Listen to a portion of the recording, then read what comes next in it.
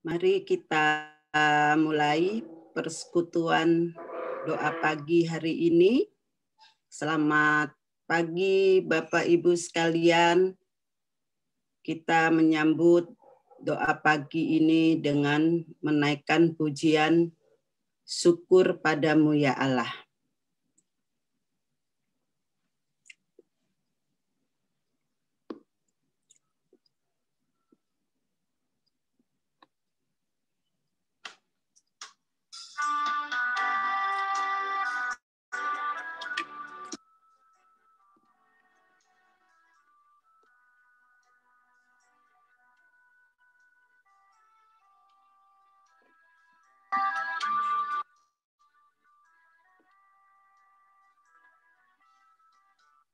Syukur padamu ya Allah atas segala rahmat-Mu.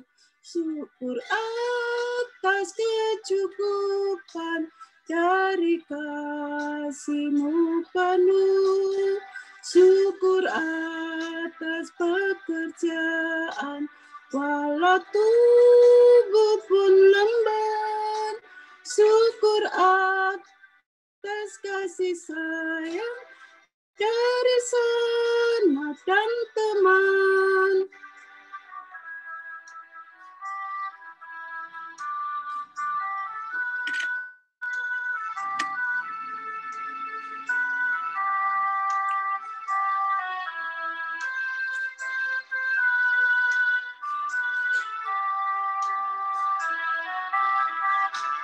Syukur atas bunga mawar harum indah tak terperi.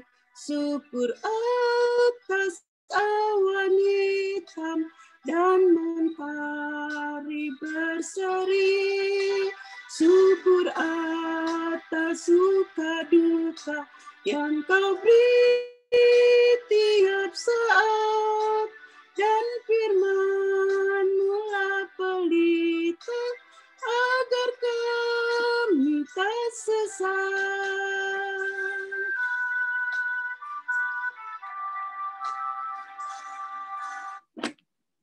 Sebelum kita menyambut firman Tuhan yang akan disampaikan oleh Saudara Budwi, mari kita berdoa terlebih dahulu.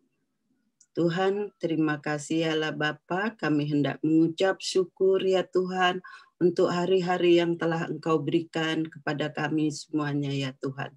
Kami bersyukur rombongan yang dari Lampung sudah sampai di Jakarta dengan baik ya Tuhan, dan mereka boleh tidur dengan nyenyak, bangun dalam keadaan tubuh yang sehat ya Tuhan, sehingga boleh dapat mengikuti persekutuan doa pagi hari ini.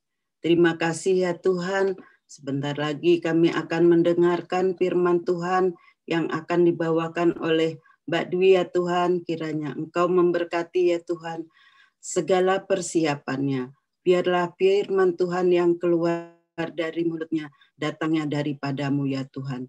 Dan kami membuka hati kami ya Tuhan untuk menerima firman itu ya Tuhan. Terima kasih ya Tuhan, kami serahkan waktu selanjutnya hanya ke dalam tangan-Mu. Haleluya, amin. Kita menyambut firman Tuhan ini dengan menaikkan pujian pada kaki salib-Mu.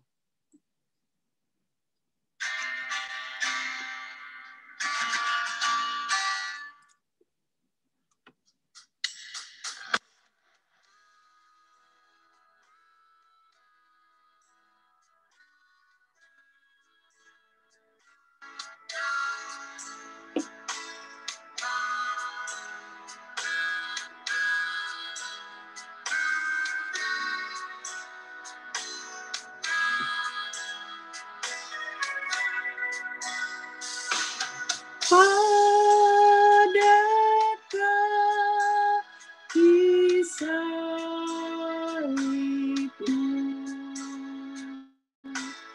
Yesus berlindung,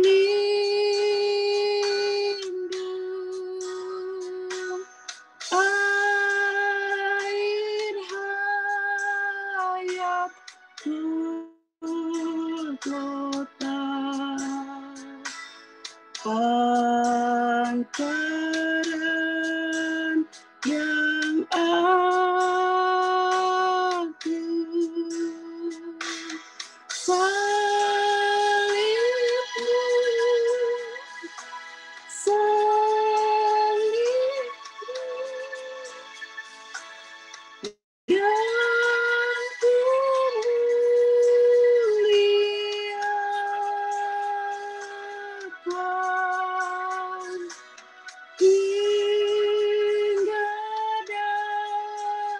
dalam surga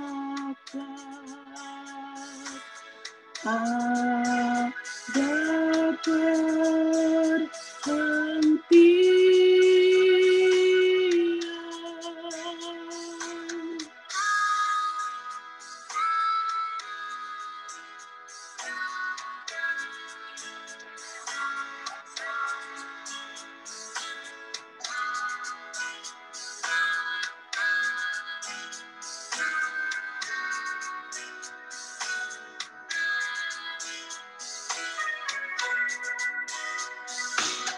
Pada kaki salibmu, kasih-Mu ku terima, sinar bintang fajar terang yang memberi cahaya.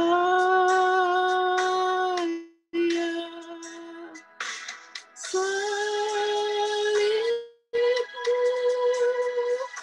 salib-Mu yang ku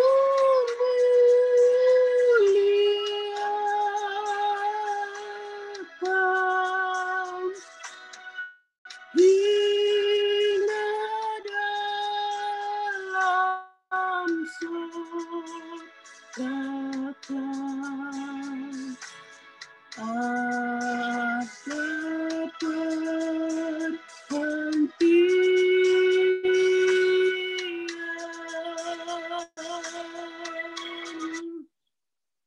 Waktu selanjutnya kami serahkan ke GI Dwi Tsunami. Mari kita bersama-sama berdoa. Tuhan, kami sungguh bersyukur di hadapan Tuhan, oleh karena pagi hari ini kami memiliki kesempatan bersama-sama ya Tuhan, untuk datang dalam persekutuan doa pagi. Terima kasih Tuhan, biarlah Engkau mengurapi kami semua yang hadir di ruang Zoom ini ya Tuhan. Biarlah Roh-Mu yang kudus bekerja di dalam hati kami untuk menerima firman Tuhan yang akan kami dengarkan bersama-sama.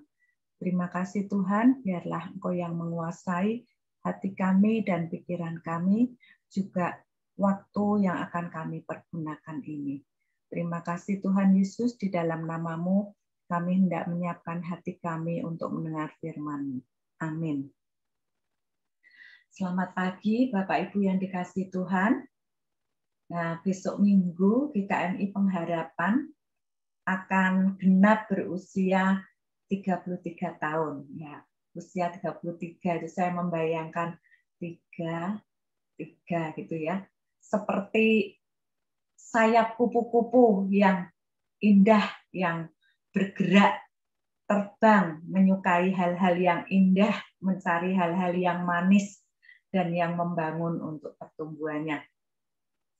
Nah, untuk menyambut usia 33, pada pagi ini saya mengajak kita semua untuk merenungkan bersama mengenai kita, dalam hal ini adalah kita gereja. Ada beberapa ilustrasi yang dipergunakan untuk menjelaskan tentang gereja. Salah satunya ada dalam 1 Korintus pasal 12 ayat 12 sampai 31. Saya akan bacakan ayat-ayat Alkitab ini.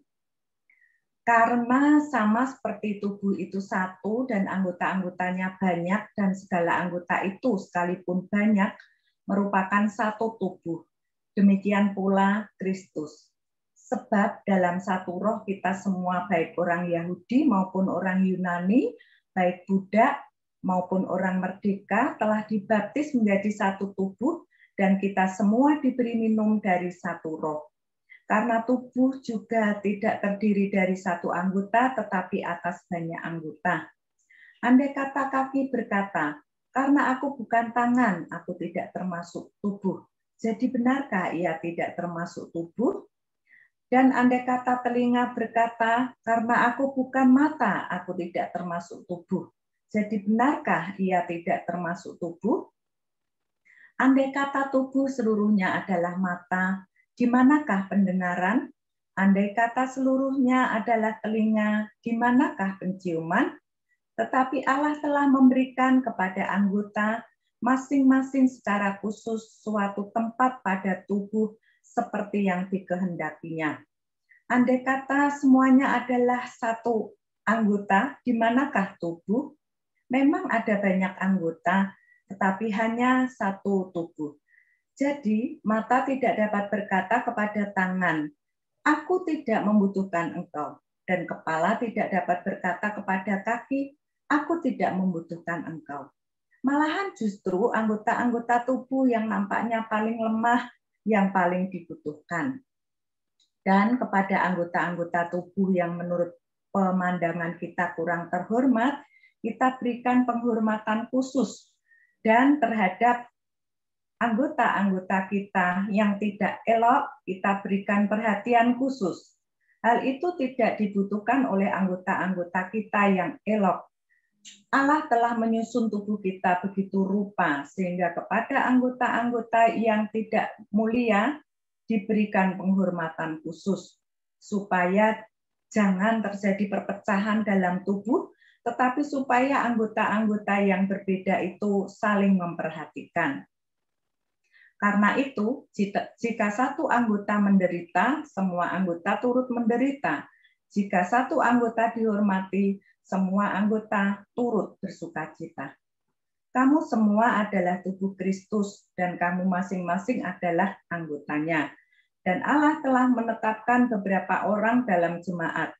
Pertama, sebagai rasul. Kedua, sebagai nabi. Ketiga, sebagai pengajar. Selanjutnya mereka yang mendapat karunia untuk mengadakan mujizat, untuk menyembuhkan, untuk melayani, untuk memimpin, dan untuk berkata-kata dalam bahasa roh. Adakah mereka semua rasul atau nabi atau pengajar?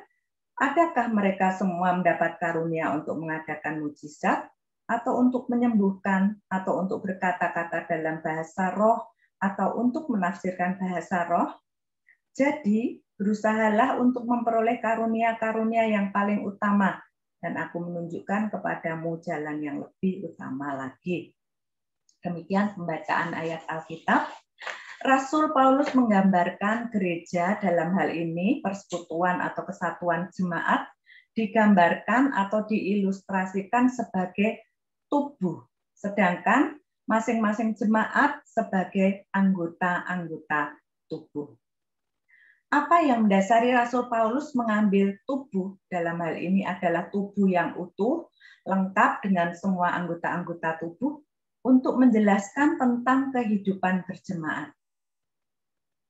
Hal ini tidak lepas dari situasi dan kondisi yang dihadapi oleh jemaat di Korintus pada waktu itu.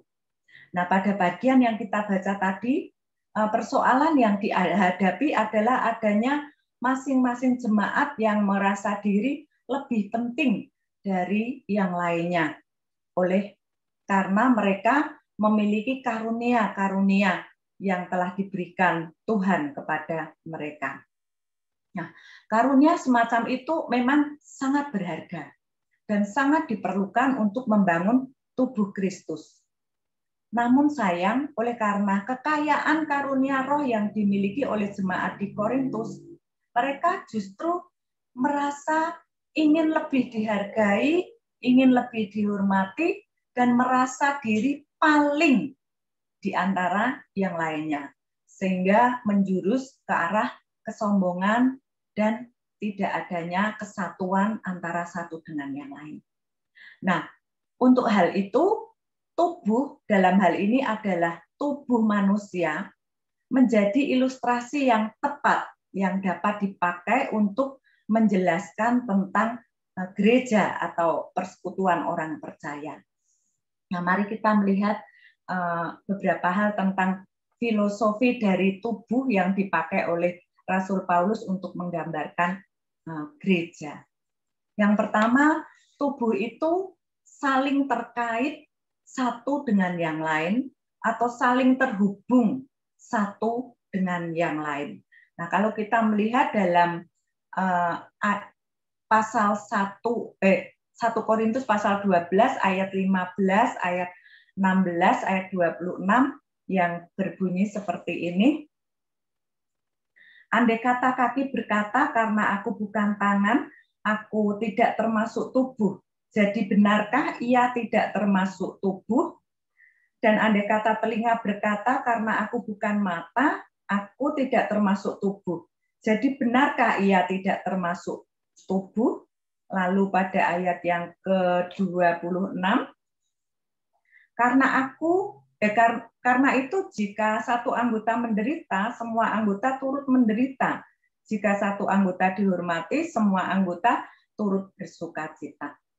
Nah, dari sini kita melihat bahwa anggota-anggota tubuh itu tidak berdiri sendiri-sendiri, sehingga tidak bisa bersikap egois. Semua berada pada tempatnya yang tepat, diikat oleh sendi-sendi yang khusus seperti yang telah dirancang oleh Tuhan. Jika kita ingin melakukan sesuatu aktivitas tertentu, tentu membutuhkan kerjasama dari seluruh bagian tubuh. Allah sudah mengatur hubungan antara anggota itu sedemikian rupa di dalam tubuh manusia, sehingga mereka bekerja bukan hanya tanpa bertentangan satu dengan yang lain, tetapi juga bekerja sama dan saling tergantung atau bergantung satu dengan yang lain. Lalu yang kedua, kita melihat bahwa tubuh itu memiliki anggota yang berbeda-beda, tetapi saling membutuhkan dan saling melengkapi. Di ayat 14, karena tubuh juga tidak terdiri dari satu anggota, tetapi banyak anggota. Lalu ayat 17 sampai 20, andai kata tubuh seluruhnya adalah mata, di manakah pendengaran? Andai kata seluruhnya adalah telinga, di manakah penciuman? Tetapi Allah telah memberikan kepada anggota masing-masing secara khusus suatu tempat pada tubuh seperti yang dikehendakinya. Andai kata semuanya adalah satu anggota, di manakah tubuh? Memang ada banyak anggota, tetapi hanya satu tubuh. Nah, Bapak Ibu yang dikasihi Tuhan, bayangkan seandainya seluruh tubuh kita ini adalah hanya mata saja, atau hanya telinga saja, maka akan jadi seperti lagu sekolah minggu gitu ya. Satu tubuh ada banyak anggota, ada mata, ada hidung, dan ada telinga. Tiap anggota pasti ada gunanya. Satu tubuh, banyak anggota. Bagaimana kalau tubuh kita mata saja? Sana mata, sini mata, di situ juga mata. Maka tubuh tak akan lagi ada gunanya kalau tubuh melotot semua gitu. Dan yang lain lagi, kalau misalnya telinga ya karena tubuh bolong semua begitu ya. Jadi tidak ada gunanya kalau semuanya itu sama. Allah dalam kebijaksanaannya memberikan semua bagian itu kepada tubuh dan mencocokkannya serta menempatkannya bagi tugasnya masing-masing. Dan yang mendapat penekanan dari ayat ini adalah semua sesuai rencana Allah atau sesuai dengan yang dikehendaki Allah. Jadi semua anggota tubuh kita itu ada, semua sudah berada pada rancangan Allah. Lalu yang ketiga, semua anggota tubuh itu berfungsi. Sekecil apapun bagian tubuh kita, tetap ada fungsinya. Semuanya itu penting. Tidak ada satu bagian pun dari tubuh yang tidak ada fungsinya. Kita bisa membacanya dalam 1 Korintus 12 ayat 22 sampai 24. Contohnya, Kuku ini adalah bagian tubuh kita yang seringkali kita potong, kita gunting gitu ya. Contoh sederhananya kuku ini sepertinya sederhana, tetapi ini adalah penting. Allah menciptakan kuku itu juga ada manfaatnya. Kuku untuk melindungi kulit yang ada di bawah kuku, yang banyak terdapat pembuluh kapiler, sehingga kalau kita melihat kuku kita itu warnanya kemerah-merahan. Kuku juga melindungi ujung jari yang lembut di mana ujung-ujung syaraf kita itu berada. Demikian pula dengan rambut ataupun bulu-bulu yang ada pada tubuh kita. Bulu hidung yang tidak terlihat contohnya, itu pun memiliki fungsi. Dengan adanya bulu rambut hidung kita, maka bakteri, jamur, atau debu apapun yang masuk bisa tersaring sebelumnya. Nah, demikian pula dengan tubuh Kristus atau jemaat. Ayat ini menjadi suatu nasihat, bahkan teguran kepada jemaat di Korintus yang agaknya mereka berpendapat bahwa merekalah yang paling pantas, merekalah yang paling cakap, merekalah yang paling penting dan bisa melakukan segala sesuatu tanpa membutuhkan yang lain. Padahal Tuhan mengatakan bahwa yang paling kecil itulah yang paling penting. Lalu yang keempat, mengapa tubuh ini dipakai? Sebab tubuh itu hidup. Kalau tidak hidup berarti mayat. Dan masing-masing anggotanya memberikan kontribusi bagi pertumbuhannya. Nah, untuk kondisi tubuh yang sehat dan normal, masing-masing anggota akan memainkan atau memerankan fungsi masing-masing yang saling berpengaruh secara positif bagi pertumbuhannya. Suatu bagian tubuh bukan sekedar ada, bukan sekedar memang pantasnya diletakkan di situ atau di sini. Mata ya pantasnya diletakkan di wajah seperti itu. Masing-masing ada itu memerankan fungsi tertentu yang tidak ditemukan pada bagian tubuh lain. Itu untuk tubuh yang normal. Nah, itulah hebatnya tubuh manusia. Terlebih hebat lagi adalah Allah yang telah menciptakan setiap bagian tubuh kita tepat dan pas satu sama lain serta saling menghidupi. Sehingga tepatlah bila tubuh manusia dipergunakan sebagai gambaran untuk menjelaskan mengenai tubuh Kristus atau gereja. Bapak Ibu yang dikasihi Tuhan, kesatuan dalam tubuh Kristus adalah satu hal yang sangat dirindukan oleh Tuhan Yesus. Dan dengan sangat serius Tuhan Yesus itu mendoakan untuk kesatuan tubuh ini. Kalau kita membaca di dalam Injil Yohanes pasal 17 ayat 11 yang berbunyi seperti ini, dan aku tidak ada lagi di dalam dunia, tetapi mereka masih ada di dalam dunia. Dan aku datang kepadamu ya Bapa yang kudus, peliharalah mereka dalam namamu, yaitu namamu yang telah engkau berikan kepadaku, supaya mereka menjadi satu sama seperti kita. Ini doa Tuhan Yesus ketika sebelum mendekati ajalnya. Nah, itulah sebabnya maka setiap anggota tubuh atau jemaat hendaknya memiliki kerinduan akan terjalinnya kesatuan dalam tubuh Kristus. Tuhan juga telah menempatkan dan menetapkan karunia-karunia untuk masing-masing kita. Sama seperti cara berfungsinya tubuh jasmani kita, begitulah juga berfungsinya gereja. Di antara kita ada yang memiliki peran sebagai mata, bisa memperhatikan jemaat, memperhatikan kebutuhannya, memperhatikan kondisinya. Di antara kita ada yang memiliki peran sebagai telinga. Kita bisa mendengarkan sebagai tempat orang lain atau jemaat untuk sharing, untuk mendapatkan kekuatan dari kita. Ada yang berperan sebagai mulut untuk mengajar, membangun, mensupport orang lain. Ada yang berperan sebagai tangan, mudah untuk memberikan bantuan, melakukan kreativitas, dan banyak hal. Ada yang berperan menjadi kaki, berjalan, berkunjung, melakukan pemberitaan Injil.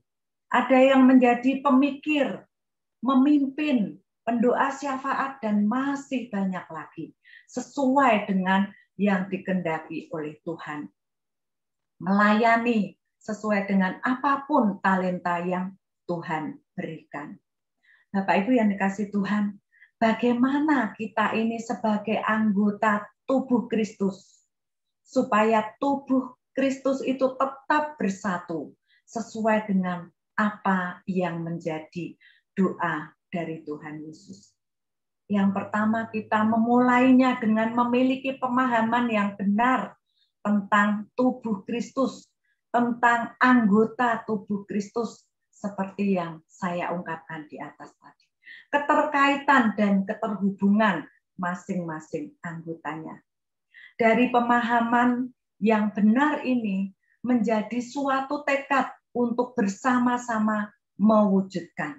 Jadi bukan hanya berhenti sebatas pada pemahaman, melainkan ada tindakan yang harus dilakukan. Bila setiap kita menyadari bahwa kita masing-masing adalah anggota dari satu tubuh, yaitu tubuh Kristus, maka tidak akan ada yang namanya persaingan, pertentangan, melainkan akan terjadi kerjasama yang baik.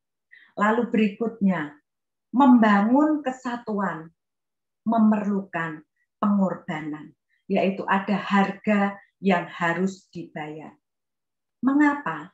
Sebab untuk membangun kesatuan ini, setiap anggota tubuh harus senantiasa merelasikan diri dengan anggota tubuh yang lain. Kerelaan hati untuk terikat dengan tubuh bersama dengan anggota tubuh yang lain, sama halnya dengan rela untuk dibentuk. Di dalam Roma 15 ayat 2 mengatakan, setiap orang di antara kita harus mencari kesenangan sesama kita demi kebaikannya untuk membangunnya. Nah, ini bukan hal yang mudah untuk mengesampingkan kesenangan kita bagi orang lain dan lebih mengutamakan orang lain. Juga bukan hal yang mudah bagi setiap kita bila harus menyerahkan sebagian hak-hak kita sebagai tindakan penyangkalan diri kita sebagaimana seharusnya seorang murid Kristus. Namun membangun kesatuan tubuh Kristus memang memerlukan pengorbanan. Lalu berikutnya, untuk membangun kesatuan tubuh Kristus, masing-masing anggotanya bersedia memberikan kontribusi positif. Tiap-tiap jemaat sebagai anggota tubuh Kristus telah ditetapkan oleh Allah untuk menjalankan peran dan fungsinya masing-masing. Sebagai sesama anggota tubuh Kristus, kita saling membutuhkan satu dengan yang lain. Tidak ada anggota tubuh yang tidak dibutuhkan. Satu anggota tubuh saja tanpa anggota tubuh yang lain tidak akan dapat berbuat apa-apa. Lalu selanjutnya, kita mengembangkan sikap saling dalam hal yang positif. Saling untuk hal-hal yang positif. Nah, 1 Korintus 12 ayat 25, supaya jangan terjadi perpecahan dalam tubuh, tetapi supaya anggota-anggota yang berbeda itu saling memperhatikan. Roma 15 ayat 7, sebab itu terimalah satu akan yang lain, sama seperti Kristus yang juga telah menerima kita untuk kemuliaan Allah. Sebagai sesama anggota tubuh Kristus, kita harus saling mengakui bahwa adanya perbedaan satu dengan yang lain merupakan hal yang wajar, dan adanya perbedaan tidak dimaksudkan untuk memperbandingkan, melainkan untuk saling memperkaya dan saling melengkapi. Sikap yang perlu terus kita kembangkan adalah sikap saling untuk hal yang positif, yaitu saling menghargai, saling menerima kelebihan dan kekurangan masing-masing anggota, dan kesediaan untuk saling menolong dan saling bekerja sama.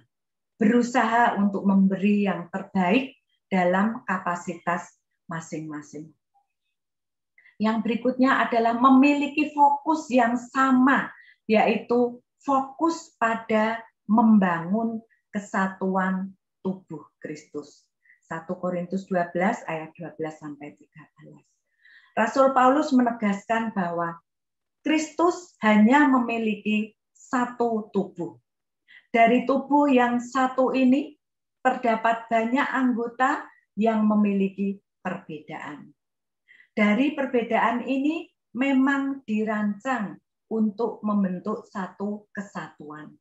Karunia yang berbeda-beda berasal dari roh yang sama, digerakkan oleh roh yang sama, dihidupi oleh roh yang sama, dan dalam penggunaannya adalah untuk melayani Tuhan yang sama. Tidak menutup kemungkinan terjadi gesekan atau bahkan benturan. Dan hal itu adalah wajar, karena kita semua bertumbuh dari latar belakang yang berbeda, dengan karakter yang berbeda.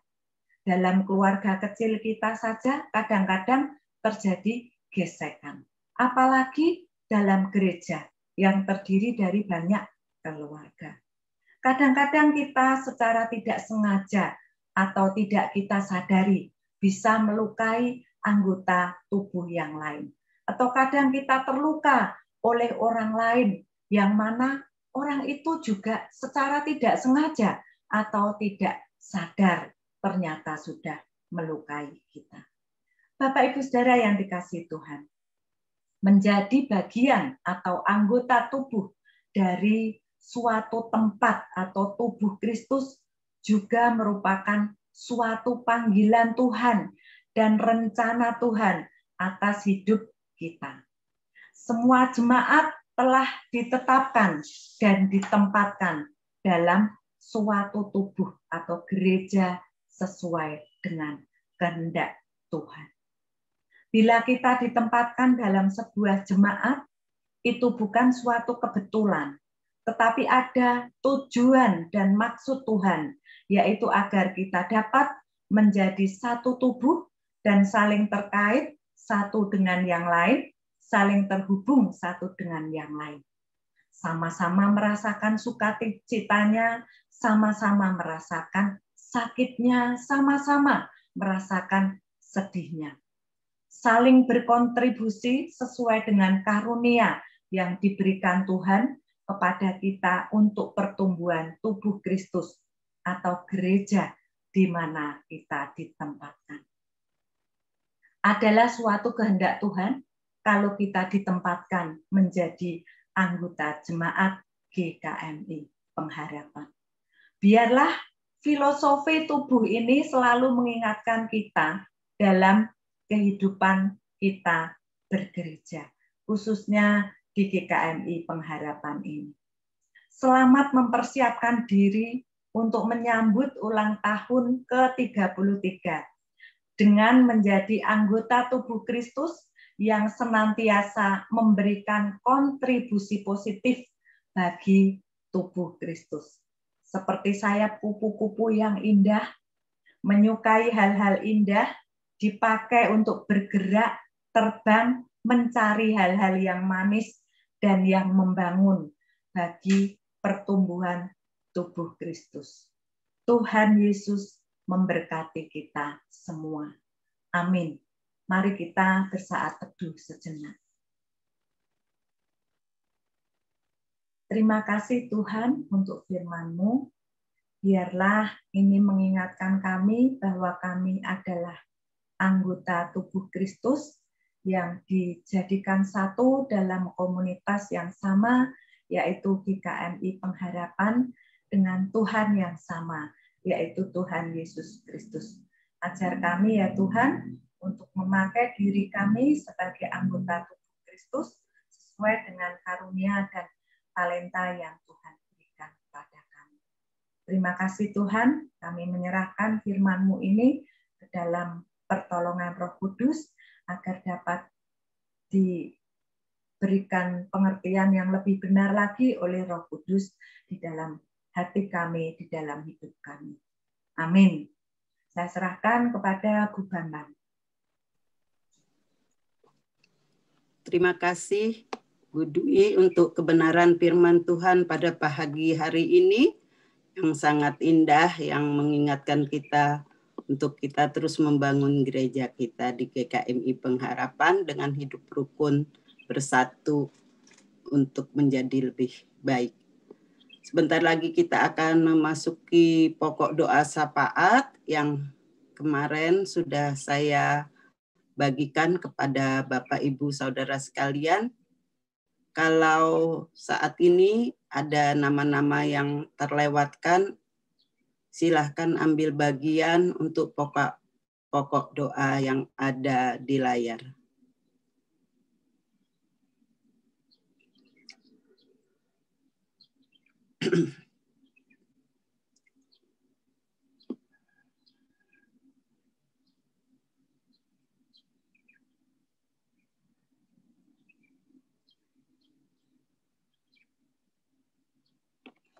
Nanti yang tutup dalam doa Bapak Pendeta Edi ya Pak.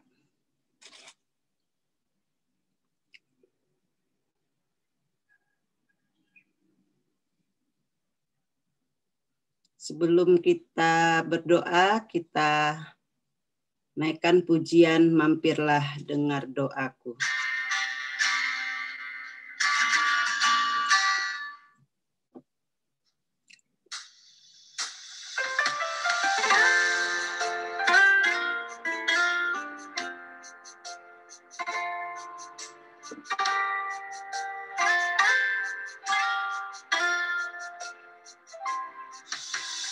Mampirlah dengar doaku, Yesus penebus.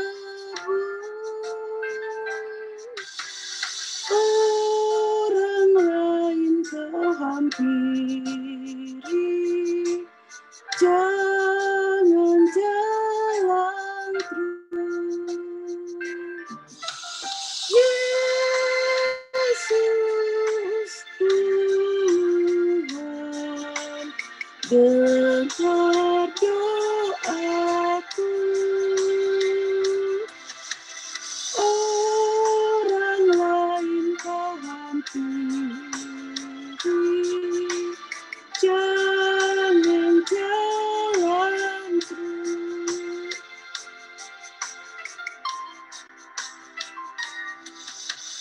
Di hadapan tata rahmat, aku menyembah. Tunduk dalam penyesalan, Tuhan tolonglah. Yesus Tuhan, dengar doaku. Orang lain kau hampiri, jangan jalan terus.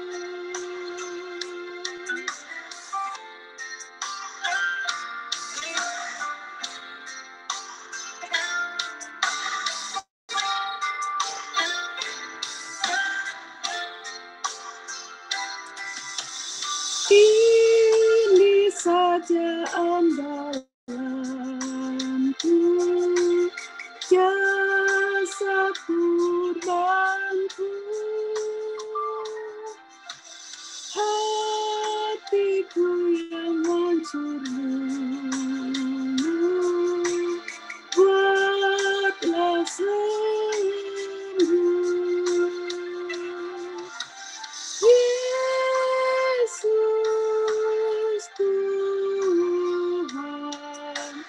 dengar doaku. Orang lain kau hampiri, jangan jalan terus. Yesus Tuhan, dengar doaku. Orang lain kau hampiri, jangan jalan terus. Mari kita tundukkan kepala, kita berdoa. Pagi hari ini kami juga mengingat untuk jemaat-jemaat yang pengharapan dimanapun kami berada. Ada pimpinan Tuhan, ada pertolongan Tuhan, ada berkat Tuhan yang menyertai kami semua Tuhan. Terima kasih Tuhan. Di dalam nama-Mu Yesus Kristus, Allah kami yang hidup, kami berdoa. Amin. Kita pujikan Bapa, terima kasih.